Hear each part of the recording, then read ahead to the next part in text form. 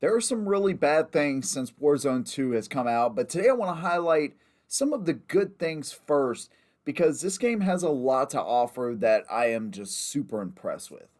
And the first thing I'm going to talk about in the top 5 things that are awesome about the new Warzone is proximity chat. So not only do you get moments like this, Behind you, on the orange truck. Right here. I'm not gonna shoot. Oh, I see you. Oh, you fucking bitch. yeah, right, bro. I don't trust you. Do you hear what he was saying? I'm not going to shoot, I'm not going to shoot, I'm not going to shoot. I don't think he was gonna shoot, man. Yeah, I don't care. I ain't here to make friends, bro. Shit. You know what I mean?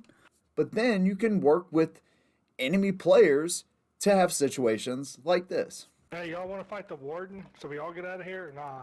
Yeah, let's do it. I'm fighting the warden. Nice. Let's go. Hey. See y'all later. Now, I can imagine this feature is going to get a lot of streamers in trouble. Hopefully not. I don't know how you deal with the potential cheating aspect of it if teams start working together, plus the fact that you can actually squad up with other teams. So, how does that work in solos? I don't even know if it works in solos, but regardless, there's some things they may have to figure out with this as far as proximity chat and things like that. But so far, it's been really cool to hear other players kind of frantically making moves whenever you get around them or kind of trying to stay as quiet as possible. It's a really, I think, all in all, fantastic feature right now, anyways. The next thing we're going to talk about is the Battle Pass progression. This is a much better system as opposed to going in this linear format where you have to go in this specific order to unlock stuff. Now you can kind of create your own path, use your tokens, unlock stuff as you go, and kind of get exactly what you want in the order you want as opposed to going in their own system. By the way, as a side note, the drone you're seeing right here, the bomb drone, this thing is pretty incredible. I hated drones in the original Warzone and Caldera. This thing right here, though, if you hear it in the air, you need to get inside because it will kill you quickly. The next thing I'm going to talk about that I actually do like, and I can't even believe I'm saying this, this is one of many things I can't believe I'm saying, to be honest, but the looting system. It's actually really cool how you can kind of choose exactly what you want to carry on you. If you say, hey man, I think I need to carry 2 vests, you can do that. If you want to carry multiple plates, okay, fine. And then it's actually really intuitive, man. After like just the second day of using it, I started to get a hang of it. Okay, now I'm pulling up the enemies pack. I want to switch things here. Sometimes I will find myself where I'm like, okay, why can't I pick up this UAV or why can't I get this? And that's just a learning curve to it. But honestly, I personally like it. You can carry what you think is most important to you. That's a good thing. There's one more thing that I want to talk about that I can't believe I'm saying. But before I get to that, let's talk about just a bonus, the opening scene. It's much better than what they had previously, maybe because it's just different, but I think it's a little bit more well thought out. You actually see one of the guys push one of the I don't even know what you call them, but plane workers out of the way a little bit so they can drop into the war zone. There's little details like that in the opening scene, which is pretty cool. So getting back to what I can't believe I'm saying, the movement. Now, since Warzone 2 has been out, my scuff has actually been sent back to scuff again, second time by the way, for audio issues.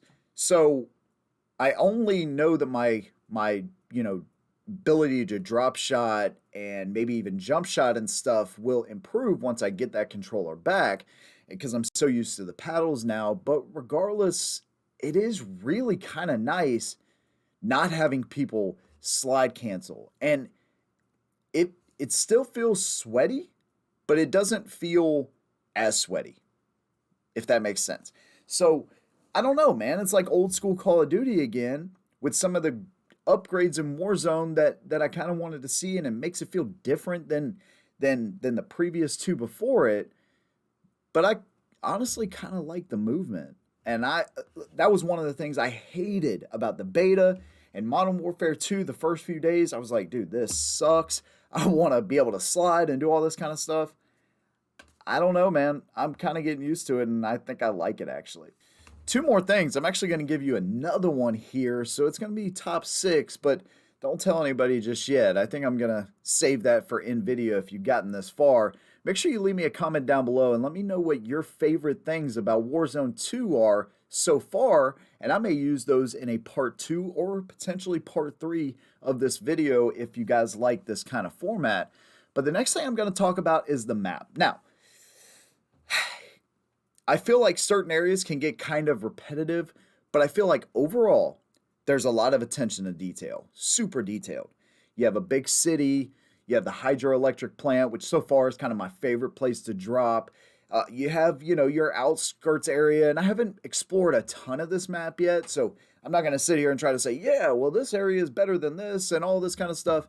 No, but it seems like there's a good variety of places to drop. You kind of have like the observatory, which is like a mini peak, but it doesn't sit high above everything. And the way you move around the map is so much better than Caldera. Now, that wasn't a really high bar that they set because that was like a climbing simulator with guns as kind of a backdrop. Hated it. This map, on the other hand, there are some hills, there are some little cliffs and stuff like that, but what's nice about it, you're not constantly going uphill, you're not constantly trying to climb over stuff, but what you can do is constantly find secondary ways to get inside of buildings. Man, camping in this game, if you're a camper, it's going to be hard for you. I really believe that because there are just so many entry points and exit points. That really makes it pretty incredible to be able to get to certain positions and strong points that people are just kind of sitting in there. It makes it kind of tough.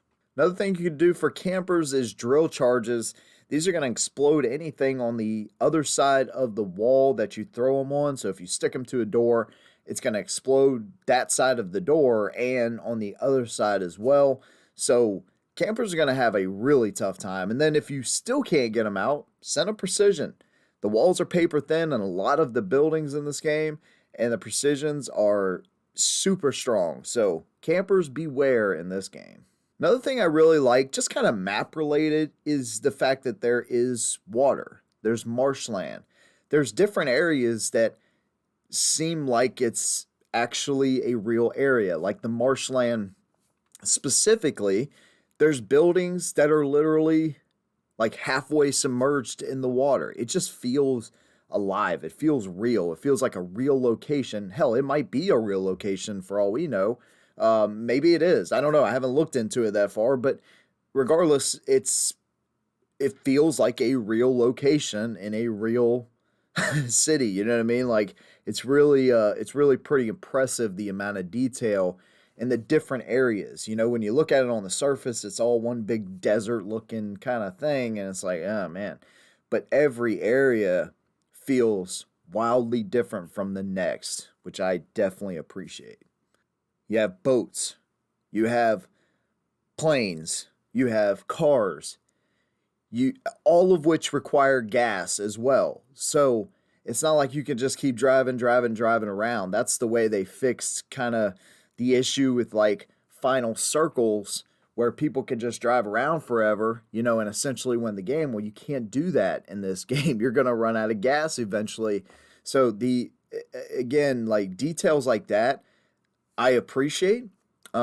Maybe it's going to cost you every once in a while, but at the same time, I appreciate those details a lot. And like I said, I could do a part 2, part 3, part 4, part 10 probably of details in this game. They really thought this one out, and I seriously love the detail. The map in general, the way they've laid it out, the buildings and how they've laid those out too, I really enjoy that. And the last thing I'm going to talk about, kind of a small one I think, but the FOV slider is fantastic now. You get a much better field of view, which obviously is what it's all about, right? It's all in the name, but it's just nice that console players now have that option as well. So again, I want to hear what your 5 best things or even just one thing you really like about Warzone 2 is. Trust me, I have a list for the things that are bad as well, but I wanted to cover what was good first because this game has a lot of good things to offer. And again, I might use your suggestions in part 2 and part 3 of this video series. If you like it, consider subscribing down below. If you like what I do, hit your notification bell so you never miss a live stream from me. See you in the next one. And as always, hold them down.